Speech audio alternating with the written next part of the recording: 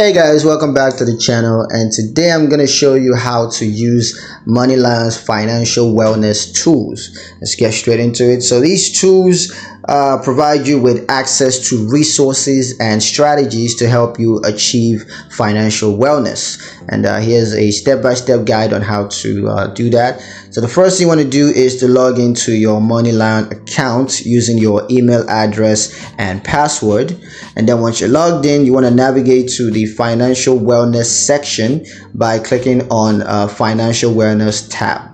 Next, you want to click on financial wellness tools, and then you can select the tool that you want to make use of. So just enter your financial information and follow the financial wellness strategies that are available to use. So you can make use of that to achieve financial wellness. And yeah, that's pretty much it on how to use Moneylion's financial wellness tools. I hope you guys liked the video. Hope you found the information useful enough. If you did, comment down below, let me know what you thought. Share the video with your friends and subscribe to the channel if you haven't done so already. And I will see you guys in the next one. Peace.